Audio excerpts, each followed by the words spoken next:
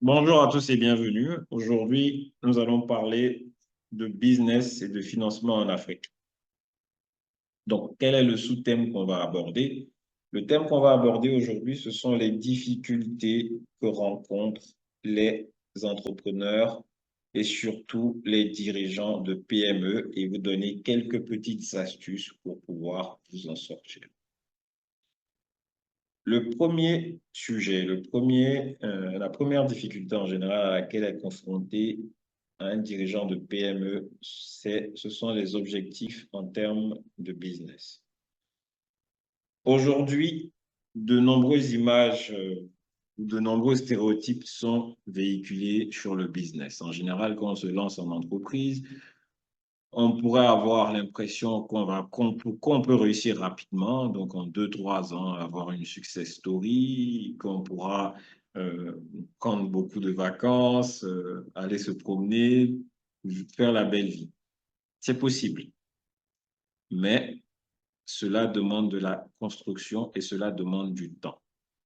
Les success stories en général qu'on voit, les vrais success stories durables, ont commencé depuis très longtemps. Si vous prenez des entrepreneurs à succès comme Bill Gates ou comme Steve Jobs, ce sont des gens qui ont commencé, ou comme Michael Dell, ce sont des gens qui ont commencé le business dès l'âge de 10 ans. Donc, quand ils ont du succès à 30 ans, ça ne veut pas dire que ça leur a pris 3 ans, ça leur a pris un peu plus. Donc, il faut du temps pour réussir. Deuxième chose, le lifestyle business, c'est-à-dire que, OK, je fais du business, je fais du financement, les gens bossent pour moi et moi, je suis à la plage. Bon, malheureusement, on va casser ce stéréotype ce matin. Ça n'existe pas vraiment, en tout cas dans très peu des cas. Vous prenez de grands entrepreneurs, sauf si vous cédez totalement votre business, vous cédez la gestion de votre business, ça c'est autre chose. Comme le cas de Bill Gates, donc qui a cédé, enfin, qui a laissé la gestion de son business et qui est concentré sur autre chose. Mais vous prenez par exemple Bernard Arnault, le patron de LVMH, on vous dit qu'il bosse, il vous dit lui-même qu'il bosse 12 heures par jour. Sa fille dit qu'il bosse 24 heures par jour parce que même quand il dort, il réfléchit. Donc, en général, un business, c'est un sacerdoce. Ce n'est pas de l'esclavage, mais c'est un sacerdoce, c'est-à-dire que ça demande à ce que vous vous y consacriez quasiment tout le temps. Donc, il est important d'aimer votre business. Ça ne veut pas dire qu'on travaille comme un fou, on verra ce point-là après, mais vous allez devoir, si vous voulez que votre business réussisse, vous allez devoir vous y consacrer. Donc, ça nous revient au point des objectifs. Sachez ce que vous voulez comme objectif. Vous voulez vous enrichir rapidement, réfléchissez bien. Quel type de business vous voulez faire pour s'enrichir rapidement? Vous voulez ne pas travailler beaucoup, faire de lifestyle business, réfléchissez bien également. Est-ce que c'est ça vos objectifs? Et peut-être essayer de trouver autre chose ou de structurer votre business en fonction de ça. Mais un business normal ne vous permettra pas de vous enrichir hyper rapidement. Il vous permettra en tout cas de vous enrichir considérablement dans la durée. Et il vous permettra également d'avoir une qualité de vie très, très appréciable, mais non pas sans travailler. Donc, objectif. Et de manière plus générale et de manière plus factuelle, lorsque vous montez un business, ayez des objectifs clairs et précis. Sachez où vous allez. Parce que si vous n'avez pas d'objectifs clairs, lorsque viendront les difficultés, vous risquez d'abandonner. Ou lorsque le marché va bouger, où vous allez voir des concurrents en train de lancer des produits ou des innovations, vous allez essayer de les suivre alors que vous n'avez pas les mêmes objectifs, vous n'avez pas le même business model. Premier point, objectif. Deuxième point, la stratégie. En général, on se lance dans le business, on est tout nouveau, on se lance dans un business, mais on se dit qu'on va aller concurrencer les gros sans réfléchir. Ben, vous ne pouvez pas concurrencer quelqu'un qui est beaucoup plus gros que vous, qui connaît mieux le business, qui est dans le business depuis longtemps, sans réfléchir. Vous devez avoir une stratégie qui va dépendre de vos objectifs, justement. Donc, vous arrivez dans la téléphonie mobile, vous avez les gros, vous arrivez dans la téléphonie mobile, comment vous allez faire pour vous tailler une place? Est-ce que vous allez être peut-être plus proche des gens, un peu plus dynamique, un peu plus agile, un peu plus flexible? Ce sont des choses auxquelles il va falloir réfléchir en fonction de vos objectifs, avoir une stratégie.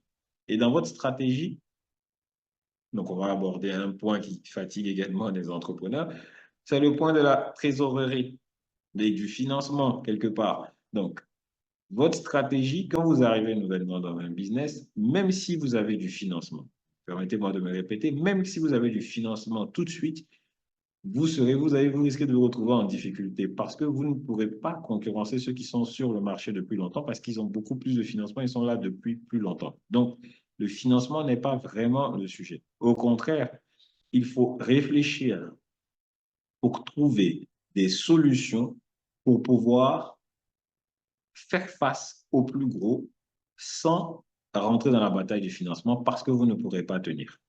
Ou vous allez lever énormément, vous êtes nouveau dans un business, vous allez lever énormément de fonds, finalement le business ne va plus vous appartenir, vous serez sous pression et vous allez vous retrouver en difficulté. Deuxième point par rapport à ça, c'est la trésorerie. La trésorerie doit être dans votre stratégie.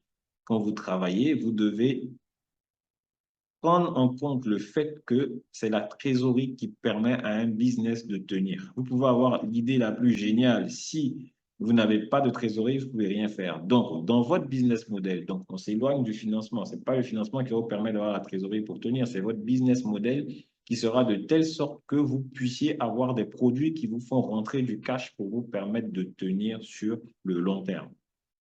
Si vous voyez beaucoup de grandes entreprises, la plupart des grandes entreprises qui sont durables ont en général deux volets. Elles ont un volet corporate qui leur amène des montants un peu conséquents et en général, elles ont un volet retail qui leur permet d'avoir de la trésorerie. Donc ça, ce sont des points qui doivent être dans votre stratégie.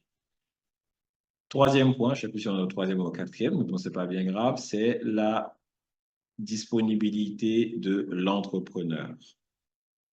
En général, quand on monte son entreprise, ce n'est pas à 15 ans. En général, on monte son entreprise autour de 30 ans, 35, 40 ans. Vous n'avez plus la même énergie que lorsque vous avez 15 ans. Donc, quand vous montez votre entreprise, dans votre stratégie, vous devez tenir compte de ce point-là. Le business doit être calibré de telle sorte à vous permettre de suivre.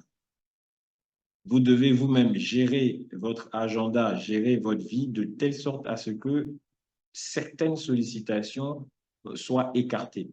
Parce que lorsque vous lancez un business, lorsque vous êtes chef d'entreprise, votre plus gros actif, c'est votre cerveau. Votre plus gros actif, c'est votre capacité de réflexion, c'est votre capacité à rester lucide et à prendre de bonnes décisions. Si vous ne pouvez pas prendre de bonnes décisions, vous ne pouvez pas être lucide parce que vous êtes fatigué, parce que votre business model demande que vous soyez toujours en train de travailler comme un forcené ou que vous n'arrivez pas à gérer les sollicitations autour de vous, ben vous êtes fatigué, vous prenez des mauvaises décisions et vous partez en banqueroute. Donc voilà quelques éléments qu'on voulait partager avec vous ce matin sur les difficultés communes, enfin les difficultés que rencontrent les dirigeants de PME et quelques solutions pour pouvoir y remédier. Donc, nous restons à votre disposition sur notre mail info@jelligroup.com pour toute question ou préoccupation relative à ces sujets. Merci et bon courage.